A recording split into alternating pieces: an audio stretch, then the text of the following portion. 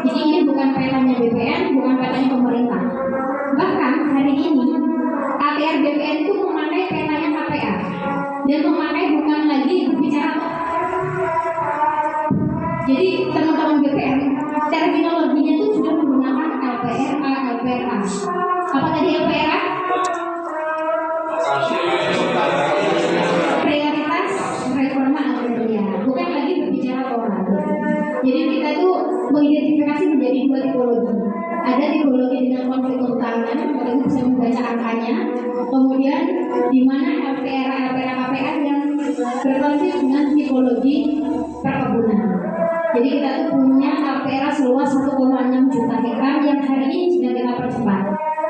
Kemudian dari 155 anggota, total LPRA-nya 851 lokasi di kampung atau di desa. Nah ini yang membuat peta ini Bapak Ibu adalah kader-kader kita, anak-anak muda. Gitu. Jadi Ren itu juga termasuk kader LPRA, Bang Firman itu juga tim drone KPA dan juga teman-teman lainnya.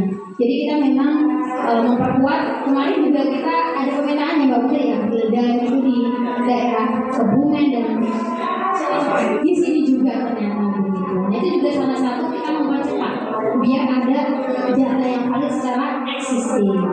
Lanjut. Nah ini bukti-bukti penguasaan tanah di anggota KPR begitu. Jadi kita tidak hanya mengkosong, tapi memang ada buktinya.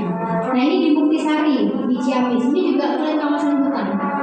Dulunya ini gersang, tetapi setelah kita reclaiming, setelah kita produktifkan, coba lihat, ini sudah menjadi daerah seri, sudah menjadi persawahan, dan dimana juga kita memikirkan ini soal ekologisnya, di mana wilayah konservasi.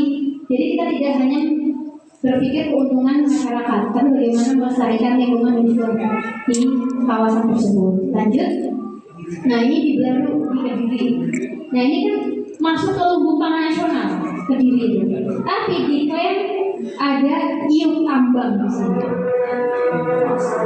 Nah itu. Padahal kalau kita lihat langsung ini tuh bukan kawasan tambang.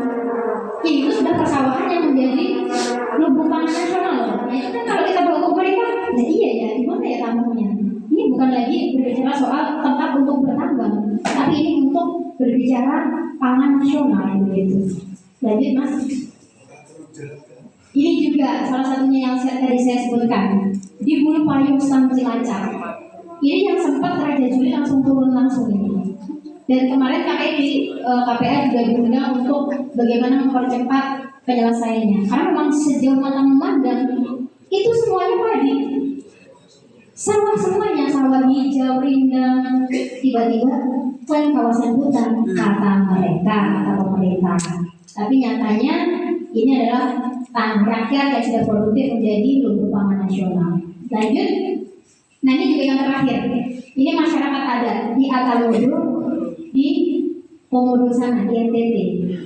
Nah ini juga masyarakatnya awalnya tuh karena masyarakat adat Komodo asli ya. Jadi di sana tuh bukan hanya ada hewannya Komodo Bapak Ibu, tapi ada masyarakat adatnya, ada manusia Komodo. Bang Irman yang pernah ke sana. Nah jadi mereka tuh awalnya juga karena masyarakat adat ya, jadi mereka tuh juga tinggalnya di perbukitan ini. Tiba-tiba mereka mau digusur tuh sampai udah di pinggir. Gak tahu nanti kalau udah masuk ke laut juga ini ya.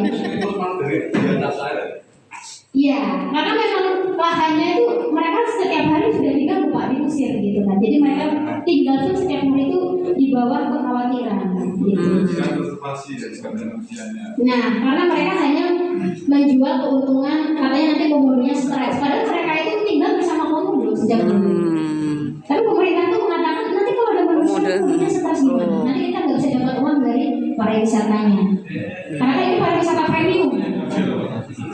Padahal kalau mereka berdayakan, masyarakat bisa mengelola si pariwisata ini Bapak Ibu. Nah itu mirisnya di realita Indonesia ini. Nah ini masuk ke daerah.